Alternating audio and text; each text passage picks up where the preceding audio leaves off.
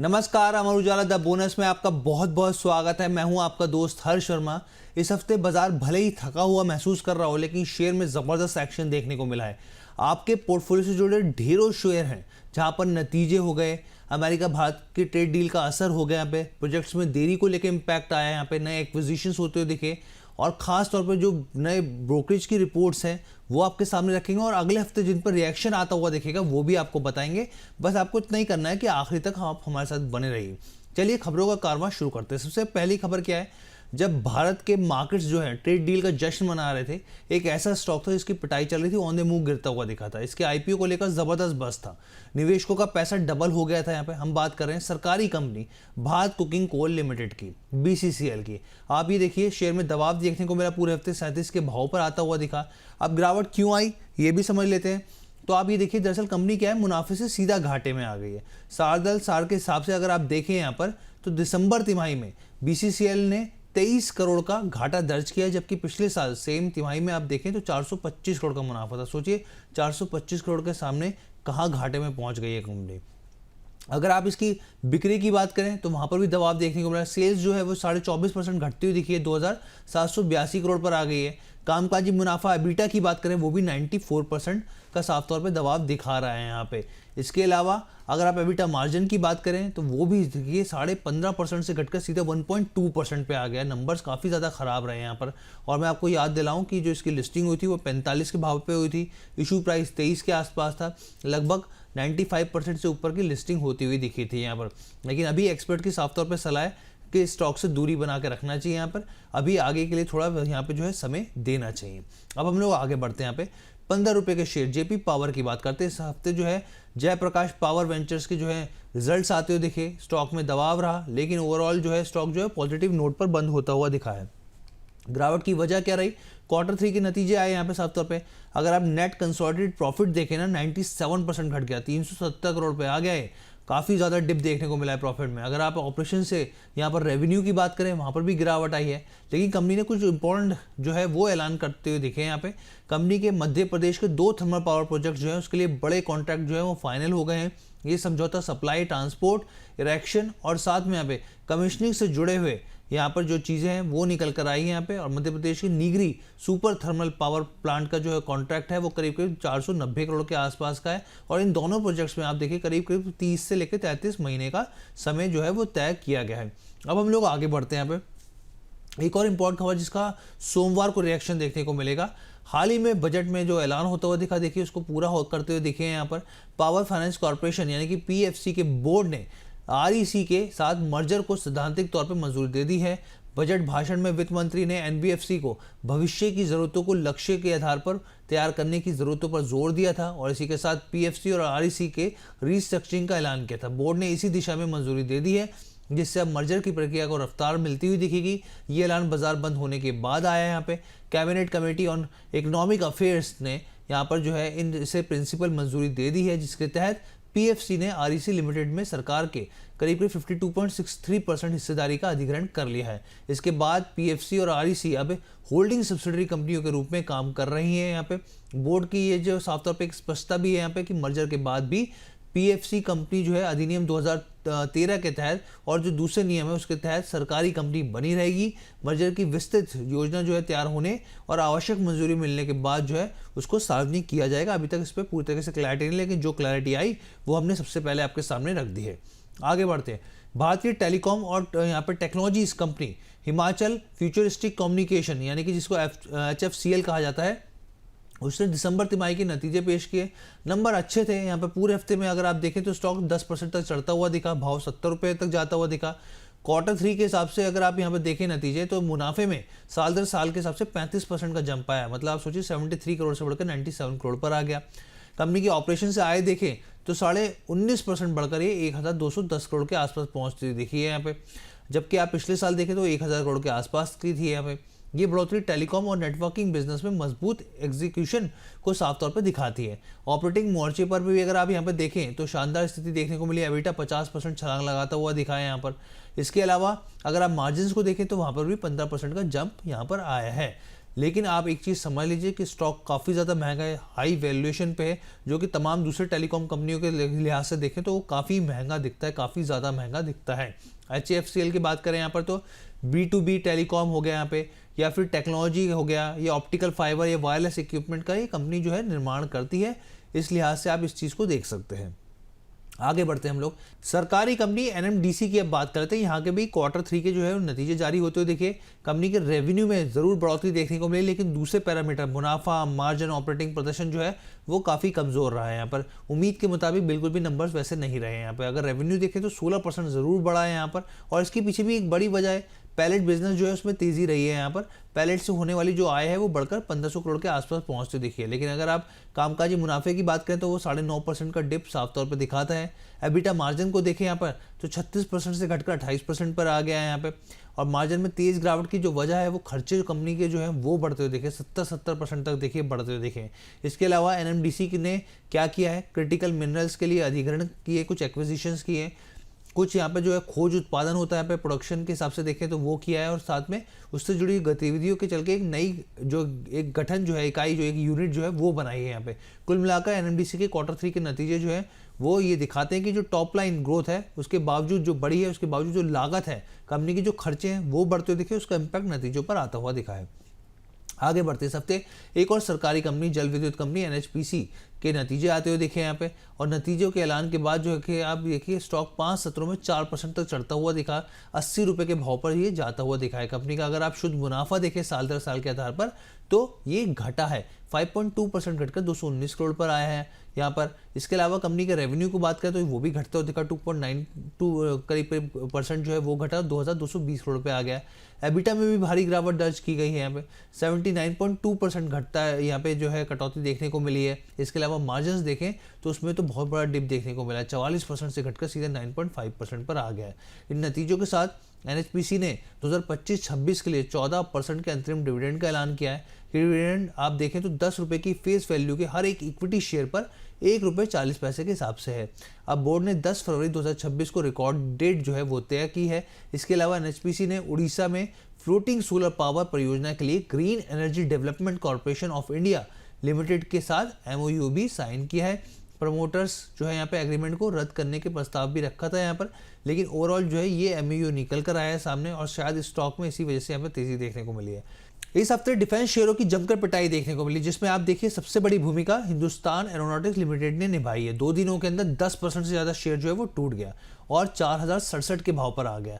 अभी समझने की कोशिश करते हैं भाई स्टॉक क्रैश क्यों हुआ और आगे ब्रोकरेज क्या देख रहे हैं। तो सबसे पहले ब्रोकरेज की बात कर लेते हैं ताकि पिक्चर आपको और क्लियर हो जाए। मॉर्गन स्टैनली ने यहाँ पे क्या है प्राइस टारगेट घटा दी है, और आप ये समझिए कि इक्वल वेट की जगह पर यहाँ पे अंडर वेट कर दिया है। टारगेट प्राइस आप देखिए 34% कम करके 3335 के भाव कर दिया है।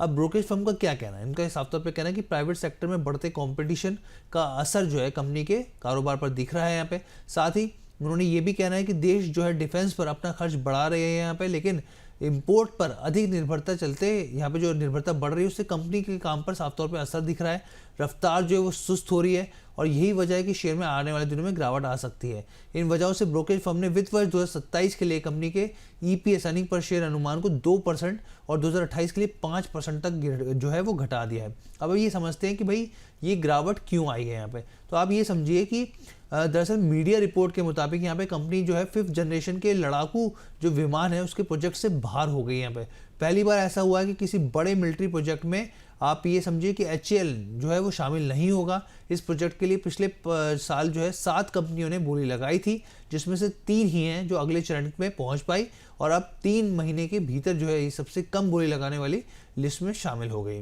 अब हम लोग आगे बढ़ते हैं। यहाँ पे एडटेक कंपनी की बात करते हैं, फिजिक्स वाले की। आप ये देखिए कि कंपनी की तरफ से भी यहाँ पे Q3 के नतीजे आते हुए दिखे। नेट प्रॉफिट सालाना दर पर 33% बढ़कर 102 करोड़ पर आ गया। पिछले साल इसी तिमाही में ये 76 करोड़ के आसपास था। पिछली तिमाही में अगर आप देखें तो Q2 में जो मुनाफा था वो 69 करोड़ के आसपास था। इसका मतलब अगर आप देखें तिमाही आधार पे तो ग्रोथ देखने को मिली है। हालांकि शेयर की पिटाई हुई, 115 के भाव पर पहुंचता हुआ दिखा। अगर आप फिजिक्स वाला के ऑपरेशन से रेवेन्यू की बात करें ना तो यहाँ पर सालाना आधार पर 34% की बढ़ोतरी यहाँ पर देखने को मिल रही है, और 1000 करीब आप देखिए 8 करोड़ के आसपास ये पहुँचता हुआ दिखा है। कंपनी के टॉप लाइन में लगातार बढ़त देखने को मिल रही है। यहाँ पे सेल्स की बात करते हैं जिसे, और आप ये देखिए फिजिक्स वाला बोला कि अगर दिसंबर तिमाही में कुल खर्च देखें तो यहाँ पे खर्च जो है वो 33% बढ़ता हुआ दिखा। ये एक कंसर्निंग चीज़ है, ये एक चीज़ है जिसका आपको ध्यान देना चाहिए। इसके अलावा यहाँ पे पिछली तिमाही की तुलना में आप देखें तो अगर क्वार्टर बेसिस पे देखें तो वो खर्च घटा है, लेकिन अगर साल दर साल के हिसाब से देखें तो वो ज़रूर बढ़ता हुआ दिखा है। फिजिक्स वाला ने यहाँ पे एक और इम्पॉर्टेंट चीज़ कही है, उन्होंने कहा कि आर्टिफिशियल इंटेलिजेंस में लगातार निवेश कर रही है कंपनी। AI गुरु, आस्क AI मेंटोर जैसे तमाम जो चीज़ें हैं, इनिशिएटिव है कंपनी ने उठाए ताकि स्टूडेंट और टीचर के बीच में यहाँ पे जो टूल्स का इस्तेमाल किया जा सके और कॉस्ट को कम किया जा सके। आगे बढ़ते हैं यहाँ पे इलेक्ट्रिक यूटिलिटी और बिजली बनाने वाली कंपनी टाटा पावर के शेयरों में लगभग 3% के आसपास की गिरावट देखने को मिली। 361 के भाव पर आया। हालांकि अगर 5 सत्रों के हिसाब से देखें तो 3% ये चढ़ा भी है। नतीजे आते हुए देखें, नतीजे जो थे काफ़ी ज़्यादा निराशाजनक थे, जिसका इम्पैक्ट स्टॉक में देखने को मिला। टाटा पावर के कंसोलिडेटेड रेवेन्यू को देखें आप तो 4% के आसपास का दबाव दिखा है यहाँ पे। एबिटा की बात करें तो 12% ये है जो है डिप देखने को मिला है। प्रॉफिट आफ्टर टैक्स की बात करें, पैट की बात करें तो यहाँ पर 1994 करोड़ रहा है। और इसमें जो भूमिका रही है बड़ी वो लेबर कोड की रही है, उसका जो खर्च बढ़ा है इसका इम्पैक्ट देखने को मिला। लेकिन ऐसे में मैनेजमेंट की कमेंट्री जो सुनना है वो भी बहुत ज़्यादा ज़रूरी है। टाटा पावर के CEO और मैनेजिंग डायरेक्टर प्रवीर सिन्हा ने साफ तौर पे कहा है कि सोलर सेल और मॉड्यूल मैन्युफैक्चरिंग में कंपनी ने एक मजबूत जो है परफॉर्मेंस दिखाई है। यहाँ पे रूफटॉप सोलर सेगमेंट में भी एक मजबूत ग्रोथ दिखी है। अब JM फाइनेंशियल का अनुमान है कि कंपनी जो है FY 25 से 28 में रेवेन्यू एबिटा के हिसाब से देखें तो 11% के हिसाब से आप देखिए रेवेन्यू में बढ़ोतरी होगी। एबिटा के हिसाब से देखें तो 14% देखने को मिल सकता है। प्रॉफिट आफ्टर टैक्स भी जो है वो बढ़ता हुआ दिख सकता है। उन्होंने यहाँ पे खरीदारी की सलाह दी है ब्रोकरेज ने, और ये कहा है सम ऑफ द पार्ट्स जो है बेस्ड रिवाइज टारगेट जो है वो उन्होंने 429 रुपये कर दिए, यानी कि मौजूदा भाव से 15% का अपसाइड उनको दिख रहा है। आगे बढ़ते हैं हम लोग, एक और कंपनी की बात कर लेते हैं। एंजल वन, BSC, ग्रो, 5 पैसा, इन तमाम कंपनियों की बात करते हैं यहाँ पे। क्यों बात कर रहे हैं यहाँ पे? क्योंकि एक इंपॉर्टेंट सर्कुलर निकल के आया है, कैपिटल मार्केट्स पे इम्पैक्ट देखने को मिला, इससे जुड़े शेयर हैं। ग्रो भी 3% तक टूटता दिखाए। अब सेबी ने क्या किया, देखिए सेबी ने सिंगल स्टॉक डेरिवेटिव्स में एक्सपायरी डे पर कैलेंडर स्प्रेड बेनिफिट हटाने का फैसला किया। भाई ये क्या चीज़ है मैं आपको समझाता हूँ। देखिए अलग अलग एक्सपायरी वाले कॉन्ट्रैक्ट्स पर एक दूसरे के ऑफसेट करने की जो सुविधा मिलती है वो ख़त्म कर दी गई है हमें, यानी कि अब मार्जिन में मिलने वाली छूट जो है वो राहत नहीं मिलेगी। जो ट्रेडर है वो हर एक्सपायरी की पोजीशन को अलग अलग मानकर पूरे मार्जिन यहाँ पे उसको देने होंगे। यहाँ पर नए नियम के तहत एक्सपायरी वाले दिन सभी स्प्रेड्स को 2 अलग अलग पोजीशन मानी जाएगी। यहाँ पे जो नया नियम है वो 5 मई 2026 से लागू होगा। इसे मार्जिन गैप और अचानक कीमतों में उतार चढ़ाव के से सिस्टम के साथ ही यहाँ पर जोड़ा जा सकता है। चलिए अब हम लोग बात करते हैं टाटा मोटर्स की। यहाँ पे मुनाफे में भारी गिरावट देखने को मिली। अगर आप इसके नतीजों को देखें तो नेट घाटा कंपनी के इस क्वार्टर में उभर के आया 3,486 करोड़ का, जबकि आप कंपनी देखिए अगर पिछले साल देखें आप तो 5,485 करोड़ के मुनाफे में थी। आप सोचिए कि कितना बड़ा इम्पैक्ट देखने को मिला है। एबिटा के हिसाब से देखें तो 7% की बढ़त देखने को मिली है। कंसोलिडेटेड फ्री कैश फ्लो जो है वो नेगेटिव हो गया है 1,790 करोड़ के आसपास का। लेकिन यहाँ पर कंपनी और मैनेजमेंट का साफ तौर पे कहना है कि नए लॉन्च और इनोवेशन से रिकवरी की रफ्तार जो है वो मिलती हुई दिखेगी। शेयर में करीब आप ये समझिए कि इसमें दबाव देखने को मिला इस खबर के बाद। अब यहाँ पर आप ये देखिए कि ब्रोकरेज की भी रिपोर्ट्स आई हैं कई तरीके की। जेफरीज ने यहाँ पर अंडर परफॉर्म की रेटिंग दी है, 310 के टारगेट्स दिए हैं, लेकिन उन्होंने कहा है कि नतीजे अनुमान से जो है हल्के फुल्के जो है बेहतर मान सकते हैं आप जो अनुमान था, लेकिन कुल मिलाकर अगर आप देखें तो नंबर बहुत खास रहे नहीं है। और इसमें सबसे ज़्यादा जो इम्पैक्ट पड़ा है वो JLR का पड़ा है। यहाँ पर JLR के नतीजे जो है वो Q4 में बेहतर होते दिख सकते हैं, मैनेजमेंट का भी कहना है, क्योंकि इस बार जो इम्पैक्ट आया वो साइबर अटैक का आता हुआ दिखा है। उसका असर जो है वो काफ़ी इम्पैक्ट हुआ। यहाँ तक कि जो कवर करने की कोशिश भी करें यहाँ पैसेंजर व्हीकल के नतीजों के हिसाब से यहाँ पर, तो वो जो सारे जो मुनाफा है वो खा गई। JLR के जो लॉस जो आता हुआ दिखा है वो इम्पैक्ट होता हुआ दिखा है यहाँ पे। अब हम लोग बात करते हैं बजाज फाइनेंस लिमिटेड की। यहाँ पर Q3 के नतीजे आए, नतीजे मिले जुले रहे। एक तरफ कंपनी का कंसोलिडेटेड मुनाफा जो है वो घटा है, वहीं दूसरी ओर लोन बुक, ब्याज से होने वाली आमदनी और बिजनेस ग्रोथ जो है वो निवेशकों के भरोसे को उसको कायम रखने में कामयाब रही है कंपनी का कंसोलिडेटेड मुनाफा सालाना आधार पर आप ये देखिए 4,247 करोड़ से घटकर 3,978 करोड़ के आसपास आया, यानी कि जो मैं आपको बताया था उसमें दबाव देखने को मिला है। मुनाफे की कमजोरी के अलावा अगर आप यहाँ पर देखें तो कंसोलिडेटेड NII यानी कि ब्याज से होने वाली जो आमदनी है वो मजबूत रही है यहाँ पर। और 900 मतलब आप देखिए 9,382 करोड़ के आसपास से बढ़कर ये 11,317 करोड़ के आसपास आ गए यहाँ पे। हालांकि नतीजों में जो असर दिख रहा है आपको वो लेबर कोड का दिख रहा है, बहुत सारी कंपनी में दिख रहा है जो साफ तौर पे इसके इम्पैक्टेड होती है। यहाँ पे 250 करोड़ के आसपास का असर है। यहाँ पे माना जा रहा है कि इस वजह से मुनाफे पर दबाव दिखाए। एसेट क्वालिटी भी जानना जरूरी है। यहाँ पे ग्रॉस एनपीए तिमाही के आधार पर आप देखिए 1.12% से ये बढ़कर 1.21% हो गए, यानी कि साफ तौर पे बजाज फाइनेंस में जो है वो दबाव ज़रूर देखने को मिला है। यहाँ पे आप ये देखिए, इसके अलावा लोन बुक में भी स्ट्रेस है यहाँ पे। आप इसके अलावा और चीज़ों को भी देखिए, प्रोविजनिंग जो है वो भी थोड़ी बहुत यहाँ पे रिकवरी आती हुई दिखी, कंट्रोल में होती हुई दिखी है। आगे बढ़ते हैं पे wind energy company Suzlon energy की बात कर लेते हैं। शेयरों में आप देखिए Q3 के नतीजों के बाद दबाव देखने को मिला, 47 के भाव पर आते हुए दिखे। अब यहाँ पे 3 चीज़ें समझनी बहुत ज़रूरी है। पहले नंबर्स कैसे रहे, फिर दूसरा स्टॉक क्यों गिरा, अब आगे क्या स्थिति देखने को मिल सकती है। तो कंपनी के रिजल्ट्स को सबसे पहले बात करते हैं। यहाँ पे कंपनी का जो शुद्ध मुनाफा है वो 14.5% बढ़कर 445 करोड़ के आसपास आ गया है यहाँ पे। इसके अलावा कामकाजी मुनाफा यानी कि एबिटा की बात करें तो वहाँ पर भी 48% का जंप देखने को मिला है। एबिटा मार्जिन की बात करें तो 16.5% से बढ़कर ये 17.5% के आसपास पहुंचता हुआ दिखा है। रेवेन्यू के मोर्चे पर देखिए 42% से बढ़कर 4,228 करोड़ के आसपास आ गए यहाँ पे। ऑर्डर बुक की बात करें तो वो भी रिकॉर्ड 6.4 गीगावाट के आसपास है, यानी कि वहाँ पर भी अच्छी स्थिति देखने को मिल रही है और डिलीवरी भी अच्छी है। मौजूदा वक्त में 2.4 गीगावाट पर कंपनी जो है वो काम कर रही है। अब आप ये समझिए कि भाई नतीजे तो ठीक थे यहाँ पर, फिर स्टॉक गिरा क्यों, इसके पीछे की वजह क्या है, तो वो जान लेते हैं यहाँ पे। लेकिन आप ये बात समझ लीजिए कि 84 रुपये से ये करीब 50% स्टॉक नीचे आ गया है यहाँ पे। अब देखिए जो गिरावट आई, एक तो पहले जो प्रॉफिट की उम्मीद जितने लेवल्स पर थी वो स्ट्रीट के मुताबिक जो है वो नहीं आई।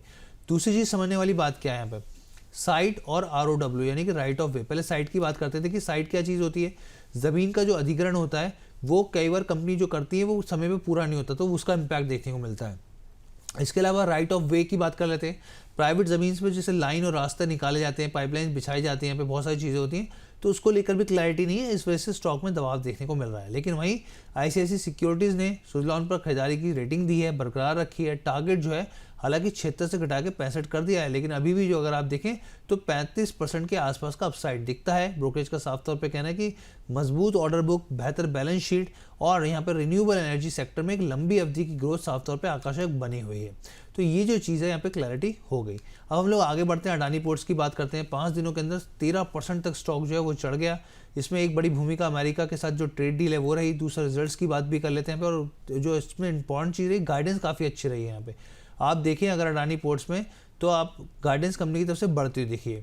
चालू वित्त वर्ष में रेवेन्यू जो है वो 36,000 करोड़ से बढ़ाकर 38,000 करोड़ की रेंज जो है वो कर दी गई है कंपनी की तरफ से। इसके अलावा एबिटा की बात करें तो वहाँ पर भी गाइडेंस को जो है वो बढ़ा दिया गया है। पहले 21,000 करोड़ था, करीब 23,000 करोड़ के आसपास कर दिया गया है। इसके अलावा capex, net debt to EBITDA, port cargo volume जो है उसको भी बरकरार रखा गया। जो लेवल्स थे जो दिए गए थे उतना ही मेट्रिक टन यहाँ पे रखा गया है, यहाँ पे मिलियन मेट्रिक टन। इसके अलावा शुद्ध मुनाफे की बात करें तो उसमें 21% का जंप देखने को मिला है। रेवेन्यू जो है वो बढ़ता हुआ दिखा है यहाँ पर। एबिटा की बात करें तो 20% चढ़ता हुआ दिखा है। यहाँ पे मार्जिन भी आप देखिए 70 बेसिस पॉइंट जो है वो सुधरते हुए दिखे, और इसी वजह से स्टॉक में एक धुआंधार तेजी देखने को मिल रही है। अब हम लोग और आगे बढ़ते हैं। इंजन और पावर सोल्यूशन बनाने वाली कंपनी, दिग्गज कंपनी क्यूमेंस इंडिया की बात कर लेते हैं। शेयर में ज़बरदस्त एक्शन देखने को मिला। कंपनी की जो कॉन्फ्रेंस कॉल रही उसमें काफ़ी पॉजिटिव संकेत देखने को मिला, और स्टॉक जो 4% उछलकर 4,400 के भाव पर जाता हुआ दिखा। कंपनी के डेटा सेंटर बिजनेस, सरकार के टैक्स ब्रेक और मजबूत कैपेक्स आउटलुक ने निवेशकों का भरोसा और मजबूत कर दिया है। यहाँ पे नतीजों में क्या खास रहा वो मैं आपको बताता हूँ। कंपनी ने बताया कि उसकी एक्सपोर्ट में साल दर साल के आधार पर करीब 15% की बढ़ोतरी हुई है। ये संकेत देता है कि ग्लोबल चुनौतियों के बावजूद कंपनी ने इंटरनेशनल मौजूदगी जो है वो काफ़ी बेहतर करी है। मैनेजमेंट ने FY26 के लिए अपनी गाइडेंस को बरकरार रखा है। इसके साथ ही कंपनी ने यह भी साफ किया कि FY27 में उसके रेवेन्यू में डबल डिजिट ग्रोथ की उम्मीद है। सबसे बड़ा जो पॉजिटिव फैक्टर है वो है डेटा सेंटर का बिजनेस माना जा रहा है। कंपनी का कहना है कि आने वाले कुछ सालों में डेटा सेंटर से जुड़े ऑर्डर प्रोजेक्ट्स जो है उसमें तेज़ी आती हुई दिखेगी, और यहाँ पर कंपनी जो है वो बेहतर करती हुई दिखेगी। और एक साल के अंदर अगर आप इसके नतीजे रिजल्ट्स के मतलब जो आउटपुट निकल के आया निवेशकों के पोर्टफोलियो में, वो 49% का रिटर्न निकल कर आया है। आगे बढ़ते हैं यहाँ पे फैशन और लाइफस्टाइल रिटेल टाटा ग्रुप की कंपनी की बात करते हैं, ट्रेंड की। यहाँ पे अब ट्रेंड के जो नतीजे रहे वो मिले जुले रहे। अब यहाँ पे ब्रोकरेज भी जो है वो अलग मिले जुले रहे यहाँ पे। लेकिन यहाँ पे सिटी की रिपोर्ट आई, उन्होंने बिकवाली की सलाह दी, 4,350 के यहाँ पे लेवल्स दिए। उनका ये कहना है कि मार्जिन के लिए रिस्क दिख रहा है, और यहाँ पर जो है आगे जो बिजनेस मिक्स है उसमें कोई खास बड़ा बदलाव दिख नहीं रहा, और यहाँ पर जो ग्रॉस मार्जिन एक्सपेंशन है वो सस्टेनेबल नहीं है। आगे उन्होंने ये भी कहा कि जो क्वालिटी है यहाँ पर और चीज़ों को लेकर वो प्रॉफिटेबिलिटी की तरफ इशारा नहीं करती है। अगर आप एबिटा को देखें तो उसमें जो है ज़रूर बढ़ोतरी देखने को मिली है, लेकिन इन्वेस्टर प्रेजेंटेशन में ट्रेंड के मैनेजमेंट ने ये बताया कि मीडियम टर्म आउटलुक जो है वो पॉजिटिव रहेगा, भले ही त्योहारों का मौसम में कोई बदलाव हो या ना हो। फैशन पोर्टफोलियो के लिए लाइक फॉर लाइक जो है ग्रोथ थोड़ी नेगेटिव रह सकती है, लेकिन अगर आप ब्यूटी और पर्सनल केयर में जाएं, इनर वियर में जाएं या फुटवेयर में जाएं, उसमें एक अच्छी खासी 21% की टॉप लाइन ग्रोथ देखने को मिल सकती है। अब हम लोग मुरगप्पा ग्रुप के एक शेयर की बात करते हैं, यहाँ पर ट्यूब इन्वेस्टमेंट ऑफ इंडिया के बारे में।